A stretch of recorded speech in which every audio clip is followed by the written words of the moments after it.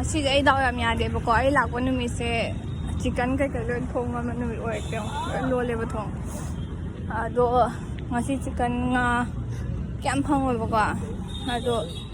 ado ta so do hinjang na pi dom ta lai che na sabji market ta lai ne ulak che silai na lawan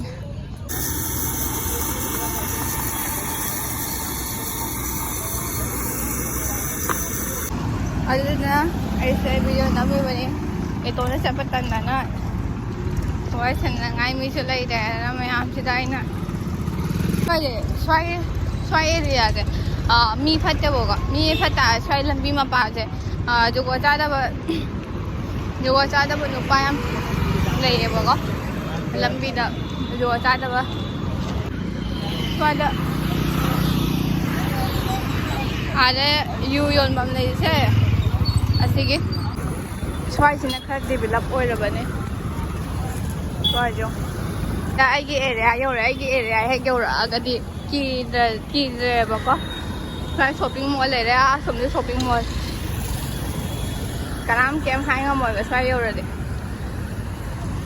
ayam kuina le na ko swai da ti da ai je ngarang de gi asim hau ta bom charu da na ice cream chaba phang de do ice cream chaning nge ba do ren momo ju phang de momo am da lai ya ma'am ai tum ho ba chalu bane phang ba du azu wa pung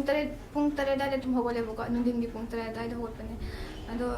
ha wala ga chalu re hale wa su wa re ngasi gi kem cha je do ai mu bang to ge na khan ne ma'am kupsu bang to ge to bane aden sangom adu kupsu do cha bu lo ra kan da sangom thakna ba na sangom lai ba chat bane adu sangom do no phang ho de ngasi do ko ado anh để của mình út ra cái thì lọc phôi thì khai trả rồi nó khát lại ấy sao chứ trả cho nó ya trả cái quả cái bora hồng na ba đi fine oil thì tụi này resis này khá cắn này tông dây bọc quả ado anh đang ngồi bottle pu hậu ra bọc bottle pu hậu là bởi smile na dom pek to hale chu hình nè chu mà hình nè bọc du nè du cái ai đi cái gì đó kem Haobadi ngasi do I plan tawra ga chapan na te kai no da ngasi do I khange ba ga yen nga gu ma phangoi ha ba adu aseng moi market cha tar di yen nga le ba ma tam doin chat le ba ko ha sia macaroni ga adegi grind moi gi macaroni ne adegi kano do machu ne morok ne adu ka do grind to hole smile do ma choi chobe lai ba kano gi packet ki do lai de ba ko packet ki do kya how yaw da ba machu thok ta ba tap to ba ko ado ina si do horen kupsu gi ko na ba na ina macha la ke to bodi do macha la phangau de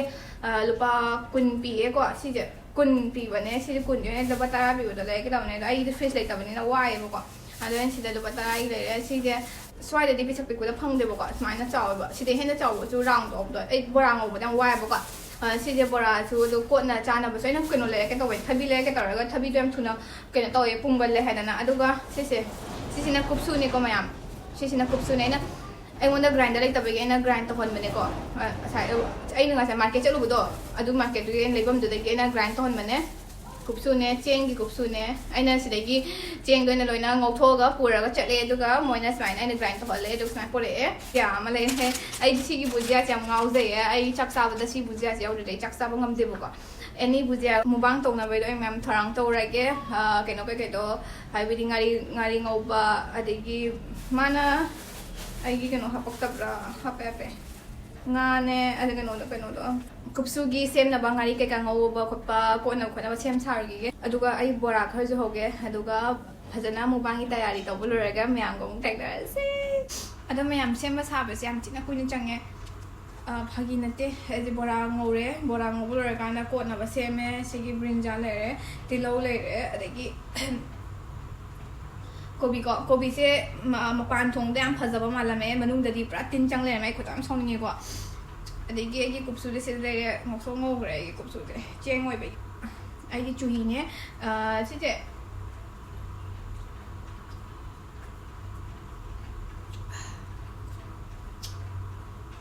summer da si di thapa phai ko ai dum thai summer khuding gi na cha ai chu hi jam pa me ba ko yum da le nga so ko gi ko ga thal gi qua cái traffic point này vừa đó đây qua đây cái thăm bên này vừa có ꯑꯗꯨꯗꯩ ꯑꯗꯨꯝ ꯅꯨꯡꯉꯥꯏꯕ ꯍꯥꯏꯕꯗꯤ ꯑꯌꯨꯛ morning ꯈꯨꯗꯤꯡꯒꯤꯀꯣ ꯑꯗꯨꯝ ꯀꯩꯅꯣ ꯂꯩꯕ ꯑꯗꯨꯝ ꯆꯠꯂꯦꯕꯀꯣ ꯕꯣꯇꯜ ꯑꯃ ꯄꯨꯔꯒ ꯑꯗꯨꯝ ꯕꯣꯇꯜꯗ ꯍꯜꯂꯛꯑꯒ ꯌꯨꯝꯗ ꯑꯗꯨꯝ ꯂꯥꯏꯟ ꯇꯧꯔꯒ ꯊꯛꯑꯦ ꯕ꯭ꯔꯦꯛꯐꯥꯁ ꯈꯨꯗꯤꯡꯒꯤꯀꯣ ꯑꯩ ꯌꯥꯝ ꯄꯥꯝꯖꯩꯌꯦ ꯍꯥꯏꯇꯥꯔꯦ ꯑꯗꯣ ꯂꯩꯔꯦ ꯂꯨꯄꯥ 10ꯒꯤ ꯂꯩꯕꯅꯦ 10ꯒꯤꯁꯦ ꯌꯥꯝ ꯌꯥꯝꯃꯦ ꯃꯥꯏ ꯖꯒꯥꯗꯒꯤ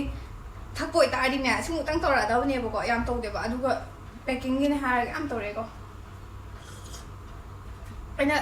ꯀꯩꯀꯩ ꯁꯤꯟꯕ ꯂꯥꯡꯕꯒ ꯇꯧꯔꯤꯉꯩꯗ ꯁꯥꯗꯣꯛꯈ꯭ꯔꯦꯕ ꯏꯪꯅ ꯄꯨꯔꯛꯄꯅꯦꯕꯀꯣ ꯃꯌꯥꯝ ꯑꯩꯒꯤ ꯃꯨꯛꯕꯥꯡꯁꯦ ꯍꯧꯔꯁꯦ ꯑꯩꯅ ꯌꯥꯝ ꯄꯥꯝꯖꯕꯅꯦ ꯁꯤ ꯑꯗꯨꯝ ꯆꯥꯏꯌꯦ ꯑꯩ ꯏꯇꯣꯟ ꯑꯗꯨꯝ ꯍꯧꯔꯒ ꯑꯗꯨꯝ ꯆꯥꯏꯌꯦ ꯑꯗꯣ ꯃꯨꯛꯕꯥꯡꯗꯤ ꯑꯃꯐꯥꯎ ꯇꯧꯗꯦ ꯀꯩꯅꯣꯗ ꯌꯥꯝ ꯁꯥꯕꯅꯤꯅ ꯍꯥꯏꯅ ꯑꯗꯨꯕꯨ ꯉꯁꯤꯗꯤ ꯑꯩꯅ ꯃꯨꯛꯕꯥꯡ ꯑꯣꯏꯅ ꯇꯧꯖꯔꯦ ꯀꯩꯒꯤꯅꯣ ꯍꯥꯏꯕ ꯃꯇꯝꯗ ꯀꯥꯂꯦꯟ ꯊꯥꯗꯗꯤ ꯀꯨꯞꯁꯨꯒꯁꯤꯗꯤ ꯌꯥꯝ ꯃꯩꯅꯤꯀꯣ ꯑꯩꯁꯦ ꯀꯨꯞꯁꯨ ꯌꯥꯝ ꯄꯥꯝꯖꯩꯌꯦ ꯑꯩ ꯀꯨꯞꯁꯨ ꯌꯥꯝ ꯉꯥꯎꯕ ꯃꯤꯅꯦ ꯀꯣ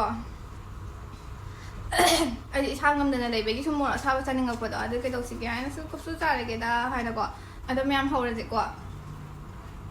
ꯍꯧꯖꯤꯜꯂꯁꯦ ꯀꯩꯅꯣ ꯍꯥꯟꯅ ꯀꯣꯕꯤ ꯑꯁꯀꯤꯁꯦ ꯌꯥꯝ ꯍꯧꯔꯝꯗ꯭ꯔꯗꯤꯀꯣ ꯑꯩ ꯈꯣꯏꯗꯧ ꯌꯥꯝ ꯁꯥꯎꯅꯤꯡꯅꯤꯍꯦ ꯑꯩꯅ ꯌꯥꯝ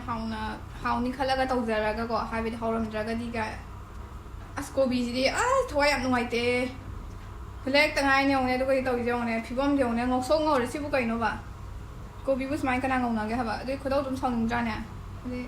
ꯌꯦꯡꯉꯁꯦ ꯍꯥꯎꯕ꯭ꯔꯥ ꯌꯦꯡꯉꯁꯤꯀꯣ ꯀꯣꯕꯤꯁꯦ ꯃꯁꯛ ꯊꯤꯖꯔꯁꯨ ꯍꯥꯎꯔꯝꯕ ꯍꯥꯏꯕ ꯂꯩꯗꯅꯀꯣ ꯍꯧꯕꯒ ꯍꯥꯔꯦ ꯁꯤꯗꯤ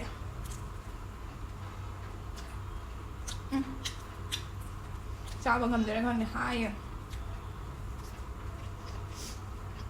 ꯑꯍꯥꯕꯤ ꯇꯥꯏꯞꯇꯣ ꯑꯗꯨꯃꯥꯏꯅ ꯇꯧꯁꯤꯜꯂꯦꯕ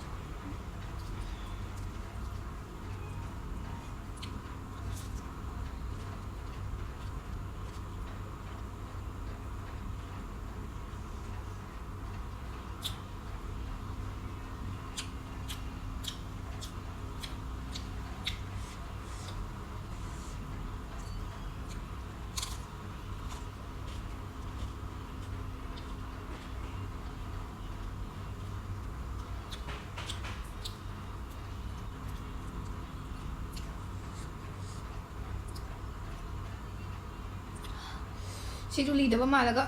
ꯃꯅꯨꯡꯗ ꯂꯤ ꯂꯩꯔꯝꯃꯦ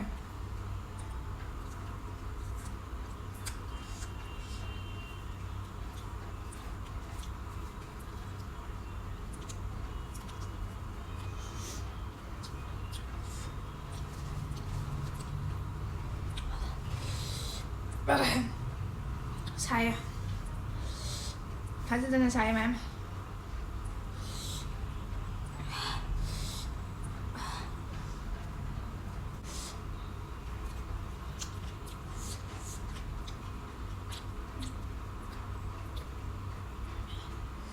ꯃꯌꯥꯝ ꯑꯩꯒꯤ ꯀꯣꯕꯤꯁꯤꯅ ꯍꯥꯎꯍꯟꯗꯕ ꯑꯣꯏꯔꯝꯗꯧ ꯃꯥꯜꯂꯦꯀꯣ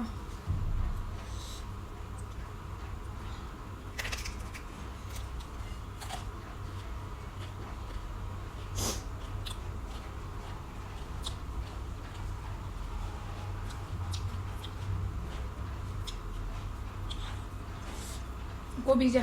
ꯀꯣꯠꯅꯕꯁꯦ ꯍꯥꯎꯇꯕꯅꯤꯅ ꯈꯣꯏꯗꯧ ꯁꯥꯎꯅꯤꯡꯉꯦ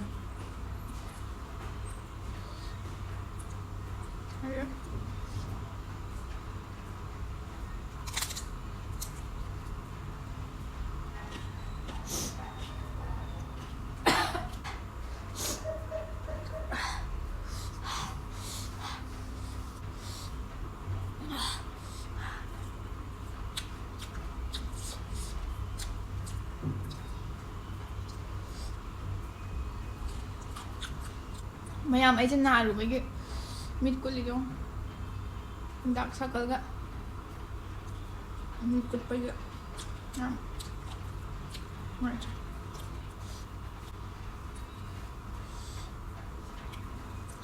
ꯃꯌꯥꯝ ꯃꯨꯛꯕꯥꯡ ꯇꯧꯕꯩꯔꯥ ꯀꯩꯅꯣ ꯏꯍꯥꯎ ꯍꯥꯎꯕ ꯈꯔ ꯋꯥꯠꯂꯦꯀꯣ ꯑꯩꯒꯤ ꯊꯥꯏꯅ ꯅꯠꯇꯦ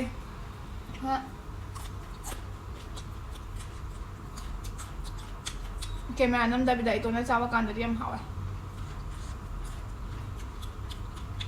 ꯀꯣꯕꯤꯁꯤꯅ ꯍꯥꯎꯇꯕꯩꯅꯦ ꯑꯩ ꯈꯣꯏꯗꯧ ꯁꯥꯎꯅꯤꯡꯉꯦꯗ ꯑꯩ ꯈꯜꯂꯝꯒꯗꯕꯅꯤꯀꯣ ꯃꯣꯏ ꯃꯤꯗꯨꯁꯨ ꯈꯜꯍꯜꯂꯨꯔꯦꯕ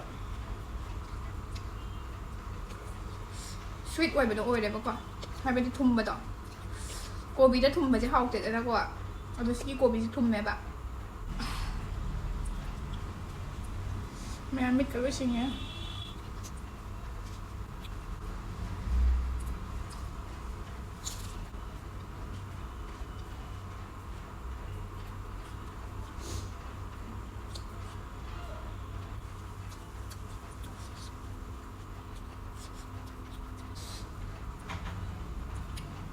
ꯌꯥꯝ ꯁꯥꯔꯦ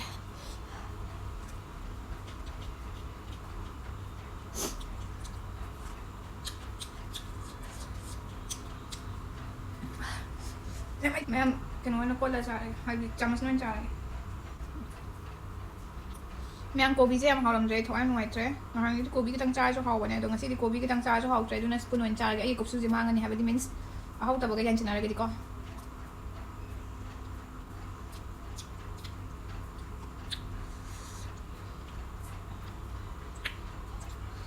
모록신의 살이죠.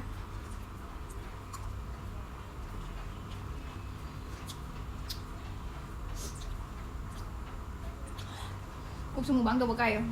Expression yan, bata naman.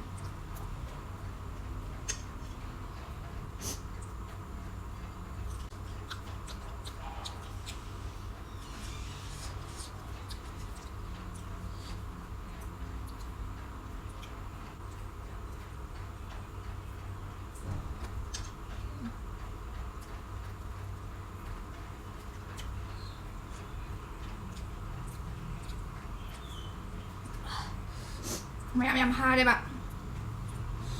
ꯍꯥꯕ ꯑꯃ ꯌꯥꯎꯔꯦꯕ ꯆꯥꯔꯝꯗ꯭ꯔꯦꯕ